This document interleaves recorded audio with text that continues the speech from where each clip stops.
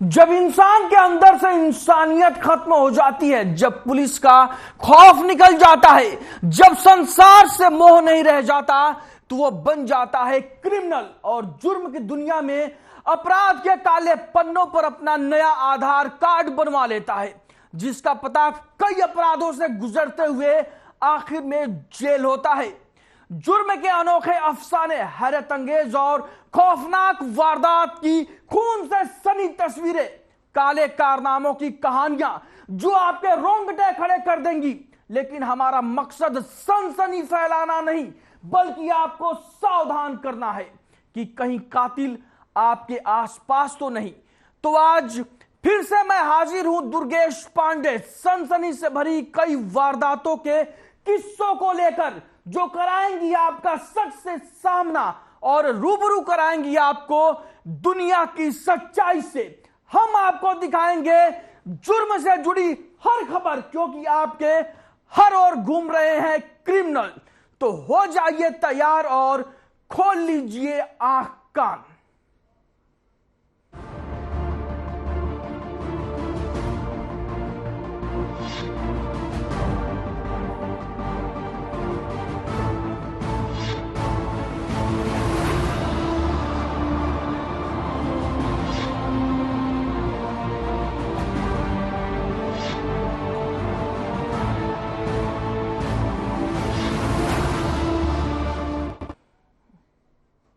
हरियाणा के रेवाड़ी में अतिक्रमण की शिकायत के शक में होटल संचालक ने 19 साल के युवक को पीट पीट कर मौत के घाट उतार दिया। अपने बेटे का बचाव करने आए पिता को भी बुरी तरीके से गंभीर रूप से पीट कर घायल कर दिया गया। झगड़े की शुरुआत बीड़ी मांगने को लेकर हुई और मामला हत्या में बदल गया। देखिए रिपोर्ट।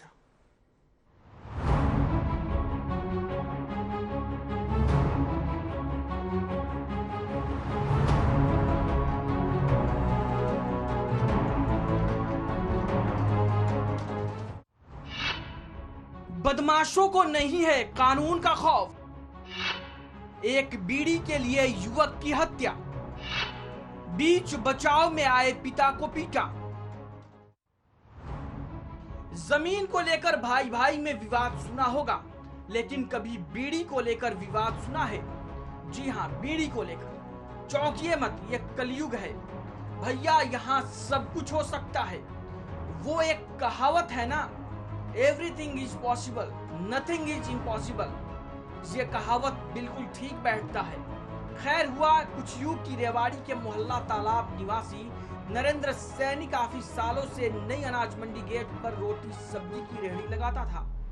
मंडी में सरसों की खरीद शुरू होने के कारण किसानों की भीड़ देखकर देर रात तक उसने अपनी रेहड़ी लगाई हुई थी।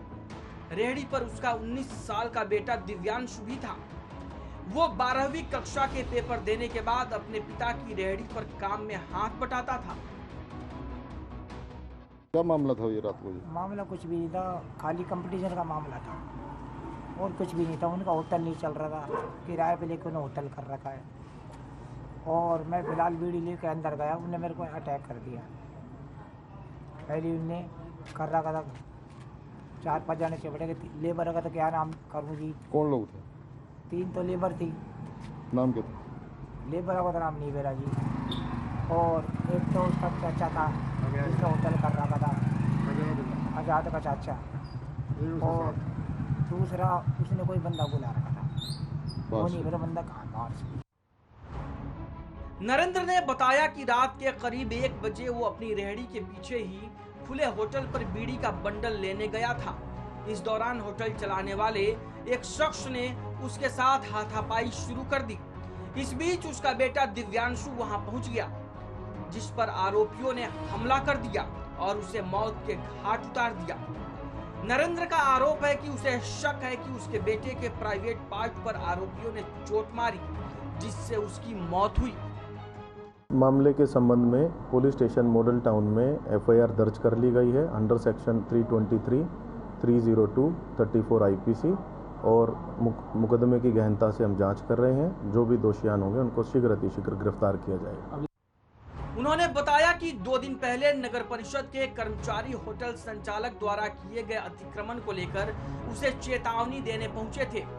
आरोपियों को शक था कि उन्होंने नगर परिषद में सूचना दी है, जबकि उसका इससे कोई लेना देना नहीं था और इसी शक में उसके बेटे और उस पर हमला किया गया। वहीं पुलिस को जब इस मामले की सूचना मिली तो मौके पर पहुंची पुलिस ने शव को कब्जे में लेकर आगामी कार्रवाई शुरू कर दी।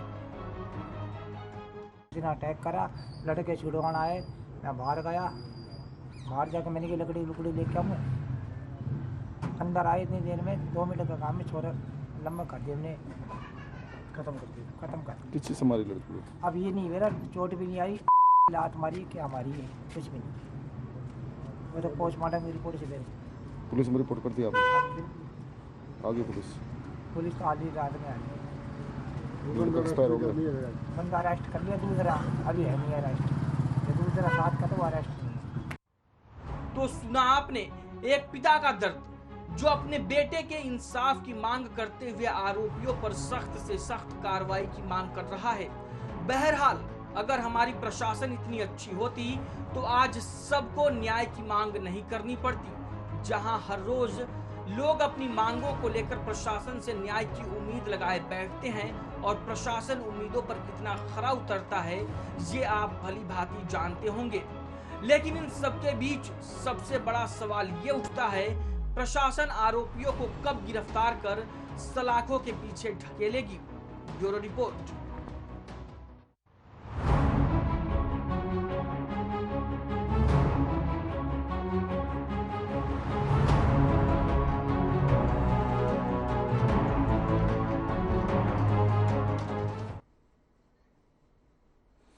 प्रदेश में लगातार अपराध का ग्राफ बढ़ता जा रहा है। ये बदमाश कितने बेखौफ हैं, इसका अंदाजा इसी बात से लगाया जा सकता है कि अपनी नशे की चाह को पूरा करने के लिए एक युवक को मौत के घाट उतारने से भी नहीं हिचकते हैं। देखिए रिपोर्ट।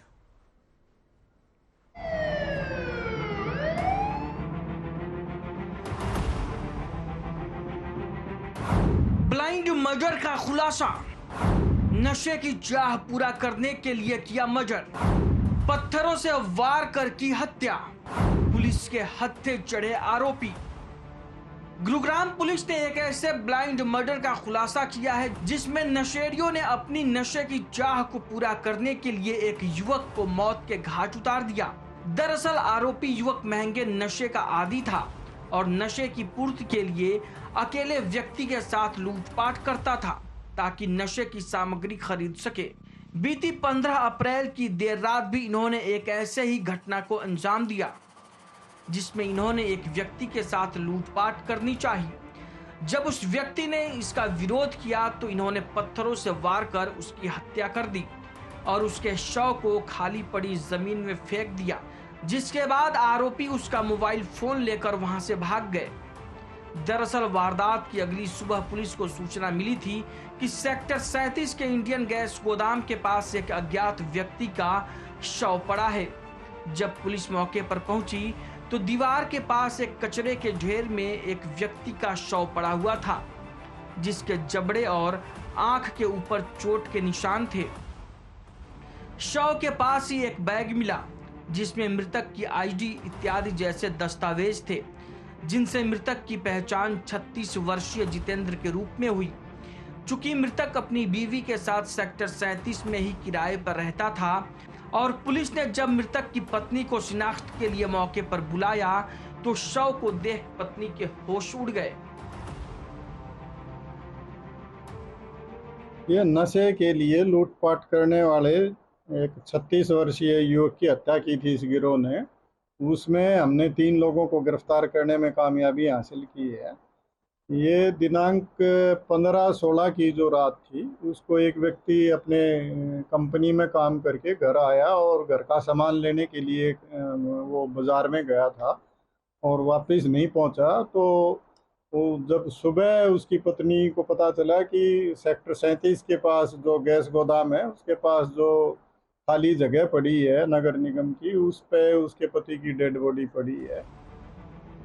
मृतक की पत्नी ने शिकायत में बताया कि वो अपने पति जितेंद्र के साथ गुरुग्राम के सेक्टर 37 में किराए पर रहती थी और इनके पति सेक्टर 37 में ही एक कंपनी में पिछले 8 महीने से काम कर रहे थे।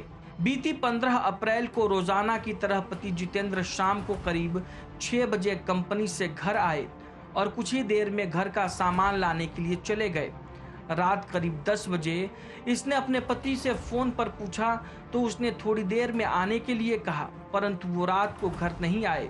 अगली सुबह पुलिस की ओर से दी गई सूचना पाकर वो सेक्टर 37 के इंडियन गैस गोदाम के सामने पहुंची और वहां पर पड़े शव को पहचाना, जिसकी किसी अज्ञात ने चोटें मारकर हत्या कर दी थी।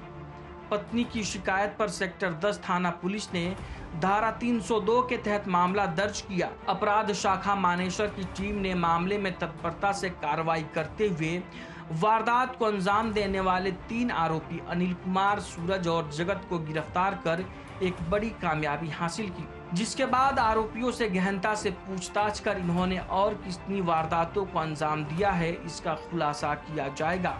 गुरुग्राम से ब्यूरो रिपोर्ट।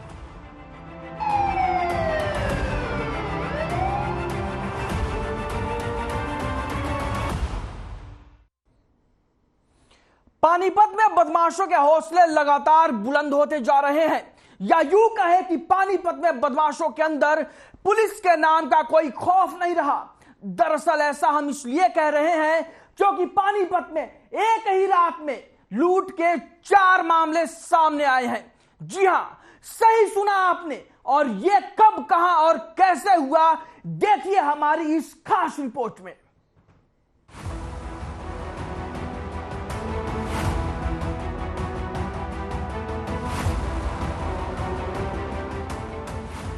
रात के अंधेरे में पानीपत में एक के बाद एक 4 लूट की वारदातों को अंजाम दिया गया, जिसमें 3 लूट की वारदातों को मतलौडा थाना क्षेत्र के अंतर्गत अंजाम दिया गया। सिलसिलेवार तरीके से बताएं तो पहली वारदात मतलौडा खंड के गांव नया नारा पावर हाउस के पास दिल्ली के बवाना से सफेदो हजरी से अंडे लेने जा रही गाड़ी को 3 बाइक सवार नकाबपोशों बदमाशों ने गन दिखाकर रुकवाया और बदमाशों ने गाड़ी से 1,85,000 रुपए लूट लिए। इतना ही नहीं, बदमाश लूट की वारदात को अंजाम देकर मौके से भागने में भी कामयाब हो गए। घटना की सूचना मिलते ही मौके पर पुलिस पहुंची और घटना स्थल का मुआयना लिया गया और आसपास के सीसीटीवी कैमरे भी खंगाले गए। बता दें कि पुलिस अभी पहली वारदात की जांच कर ही रही थी कि रात के करीब 9:43 पर मतलौदा थाना क्षेत्र के अंतर्गत आने वाले छिछड़ाना गांव स्थित केएसके सुमित फिलिंग स्टेशन पर स्प्लेंडर बाइक सवार 3 बदमाशों ने गन पॉइंट पर सेल्समैन से 6,000 रुपए की लूट की वारदात को अंजाम दे दिया। पेट्रोल पंप मालिक बलवान की माने तो बदमाशों ने पहले 250 का बाइक में पेट्रोल डलवाया, उसके बाद 500 रुपए दिए। जैसे ही सेल्समैन 250 रुपए लौटाने लगा तो गन दिखाकर सेल्समैन के पास जितने भी पैसे थे लूट कर मौके से फरार हो गए। लूट की दूसरी घटना की सूचना मिलते ही मतलौडा थाना पुलिस के पैरों के नीचे से जमीन खिसक गई और फिर पुलिस की गाड़ियां पेट्रोल पंप पर पहुंची और जांच पड़ताल शुरू कर दी गई, जहां मौके पर सीआईए टीम भी पहुंची। रात थाना 9:43 पर 3 बंदे छिरानी तरफ से आए हैं मोटरसाइकिल पर। उन्होंने 250 रुपये का तेल डलवाया। जयवीर लड़का है सेल्समैन जो जिसने तेल डाला है। उसके बाद उन्होंने 500 रुपये दिए। जिस टाइम वो लड़का उनको पैसे खुले करने दे रहा था तो उसी टाइम उन बंदे ने रिवॉल्वर निकाल करके और उससे है ना 5-6 हज़ार रुपये के लगभग पैसे छीन कर भाग गए।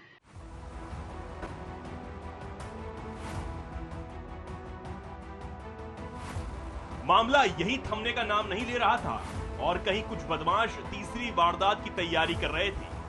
आधी रात को मतलौडा फाटक क्रॉस कर रहे सीमेंट के बड़े ट्रॉले के आगे कार में सवार 4 से 5 बदमाशों ने ट्रॉले के आगे गाड़ी अड़ाकर ट्रॉले को रुकवा दिया, जिसके बाद बदमाशों ने ट्रॉले के चालक से 3,000 रुपए लूट लिए और मौके से फरार हो गए। वहीं चौथी वारदात इसराना थाना क्षेत्र के अंतर्गत आने वाले गांव प्रधाना स्थित सांगवान पेट्रोल पंप पर बदमाशों ने फिर एक बार गन दिखाकर लूट की वारदात को अंजाम दिया। सीसीटीवी और पुलिस रिपोर्ट के मुताबिक परडाना पेट्रोल पंप पर उन्हीं बदमाशों ने वारदात को अंजाम दिया जिन्होंने केएसके पेट्रोल पंप पर वारदात को अंजाम दिया था। वहीं पुलिस चोरी के मामलों की बात पर हमेशा की तरह मामले की छानबीन करने की बात करती दिखाई दी। कल सर करीब दिन में 1-1:30 बजे की बात होगी। मेरे पास डायल 112 पर तैनात है एक बड़े बहादुर अच्छी बहादुर है, उन्होंने सूचना दी थी भाई लूट की वारदात हो गई है वहाँ पर। मैं और मेरे साथी नौजवान थे, मैं मौका पर पहुँचा। मौका पहुँचने के बाद जो नज़दीक गौ यानी ना जी बिजली पावर हाउस है छोटा नारा के पास, वहाँ की बात है। शिकायत करता है नूर आमीन, वो अपने एक साथी है सालम के साथ गाड़ी को लेकर दिल्ली से चले थे। करीब 11:40 पर जो शिकायत उन्होंने मेरे को शिकायत में जो बात बताई है, ये कल कंट्रोल रूम से सूचना मिली थी। 3 लड़के थे बाइक पर, स्प्लेंडर बाइक थी बिना नंबर प्लेट की। चिछड़ाना गांव में एक पेट्रोल पंप है कि सुमित केएसके के नाम से, वहाँ पर पेट्रोल डलवाने के लिए आए थे। तो उन्होंने जो पेट्रोल डलवाया और सेल्समैन को 500 रुपये दिए थे। क्या दिए सर? 500 रुपये। तो जब उनको चेंज देने के लिए उसने अपना कैश निकाला नहीं, तो उन्होंने गन पॉइंट पर उससे वो कैश छीन लिया। तकरीबन 5-6 हज़ार रुपये के करीब बता रहे। कितना पेट्रोल डलवा दिया? 250 रुपये का डलवा रहे। चोरी की ऐसी वारदातें एक बार फिर आम जनता की सुरक्षा को लेकर पुलिस प्रशासन को सवालों के घेरे में खड़ा कर देती है। अगर एक ही रात में 4 अलग अलग जगह पर 4 चोरियां एक ही रात में हो सकती हैं, तो इससे ये तो साफ हो जाता है कि पानीपत में बदमाशों को पुलिस का कितना डर है और वहां की पुलिस सुरक्षा को लेकर कितनी सचेत है।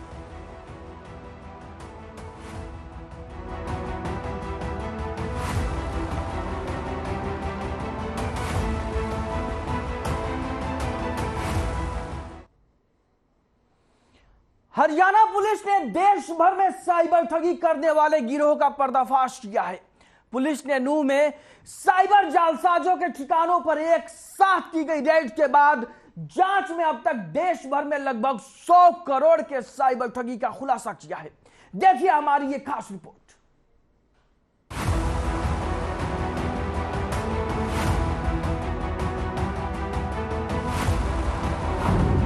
पुलिस ने तोड़ा साइबर ठगों का जाल, 100 करोड़ की ठगी का हुआ खुलासा।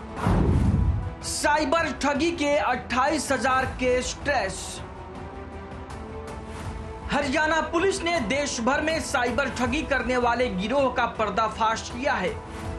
पुलिस ने नूंह में साइबर जालसाजों के ठिकानों पर एक साथ की गई रेड के बाद जांच में अब तक देश भर में लगभग 100 करोड़ रुपए की ठगी का खुलासा किया है। ये महाठग फर्जी सिम, आधार कार्ड, पैन कार्ड की मदद से देश भर के लोगों से ठगी करते थे और फर्जी बैंक खातों में राशि डलवा देते थे ताकि पुलिस इन तक ना पहुंच सके। इन जालसाजों ने हरियाणा से लेकर राष्ट्रीय राजधानी दिल्ली और यूपी से लेकर अंडमान निकोबार तक लोगों को निशाना बनाया। इनके पकड़े जाने से देश भर में साइबर ठगी के लगभग 28,000 केस ट्रेस हुए हैं। आपको बता दें कि साइबर विशेषज्ञों की मदद से पकड़े गए साइबर अपराधियों से लगातार पूछताछ की गई और साइबर धोखाधड़ी की कार्यप्रणाली के साथ साथ फर्जी सिम और बैंक खातों के स्रोत के बारे में जानकारी ली गई। छापे के दौरान जब्त किए गए मोबाइल फोन और सिम कार्ड की भी तकनीकी रूप से जांच की गई और TSP-ISP bank, NPCI, UPI, intermediaries, UIDAI, DOT, social media platform Facebook, WhatsApp, OLX से संबंधित जानकारी भी मांगी गई। साथ ही केंद्रीय गृह मंत्रालय के भारतीय साइबर अपराध समन्वय केंद्र की सहायता से भी इन साइबर ठगों के उपयोग किए जाने वाले फर्जी बैंक खातों, सिम, मोबाइल फोन को देश भर में मिली साइबर अपराध की शिकायतों से जोड़ने का अनुरोध किया गया। नूंह पुलिस अधीक्षक वरुण सिंगला ने प्रेस वार्ता के दौरान बताया कि 27-28 अप्रैल को 5,000 पुलिसकर्मियों की 102 टीमों ने जिले के 14 गांवों में एक साथ छापेमारी की थी। इस दौरान करीब 125 संदिग्ध हैकर्स को हिरासत में लिया गया था। इनमें से 66 आरोपियों की पहचान कर उन्हें गिरफ्तार किया गया। सभी को अदालत में पेश कर 7 से 11 दिन की रिमांड पर लिया गया। गिरफ्तारी के बाद पूरे मामले का पर्दाफाश करने के लिए हरियाणा के पुलिस महानिदेशक प्रशांत कुमार अग्रवाल ने इन साइबर अपराधियों से पूछताछ के लिए पूरे हरियाणा से 40 साइबर विशेषज्ञों की एक टीम तैयार की। रेड के दौरान क्रिमिनल्स पकड़े गए, उसमें मेजॉरिटी मैं कह सकता हूं कि 10वीं या उससे नीचे की इनकी पढ़ाई लिखाई है। बहुत ही कम है जो 10वीं से ऊपर इन्होंने पढ़ाई लिखाई करी है। इनकी कोई ट्रेनिंग नाम से हमारे पास जो पूछताछ में सामने आया है कि एक क्रिमिनल दूसरे साइबर क्रिमिनल से उसी के गांव से वो सीखता है, उसी के पास बैठकर, और वो उसी से सारे फर्जी सिम, फर्जी अकाउंट लेता है और उसी से ही मोडस ऑपरेंडी सीख कर वो अपना काम शुरू कर देता है। तो इसमें कोई अलग से ट्रेनिंग की जरूरत नहीं है इनको।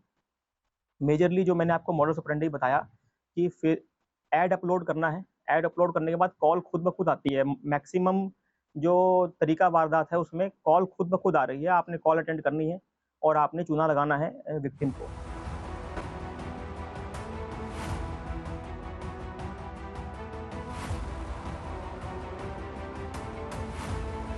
जांच के दौरान ये बात सामने आई कि साइबर ठगों ने अब तक देश भर में 35 राज्यों और केंद्र शासित प्रदेशों से करीब 28,000 लोगों से 100 करोड़ से ज्यादा की ठगी को अंजाम दिया है।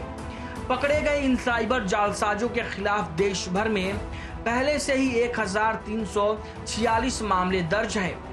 ऐसे ठगों की संलिप्तता तय करने के लिए इन साइबर अपराधियों का विवरण राज्यों से संबंधित वरिष्ठ पुलिस अधिकारियों को भेजा जा रहा है।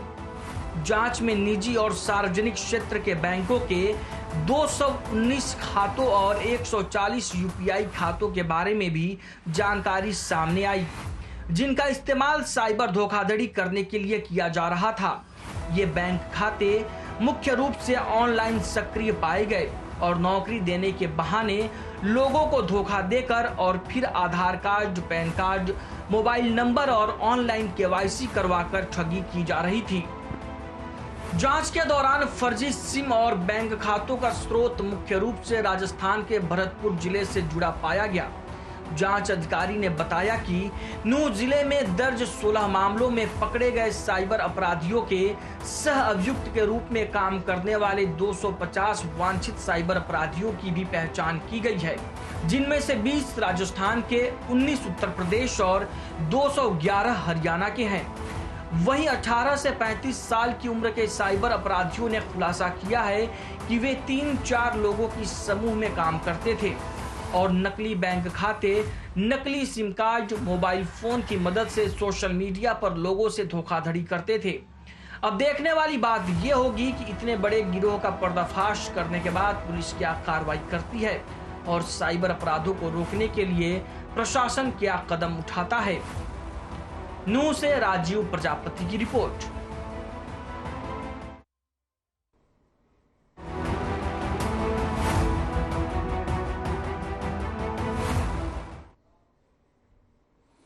फिलहाल के लिए हमारी इस खास पेशकश में इतना ही। मुझे दीजिए इजाजत, लेकिन आप बने रहिए हमारे साथ, क्योंकि हमारा मकसद सनसनी फैलाना नहीं बल्कि आपको सावधान करना है।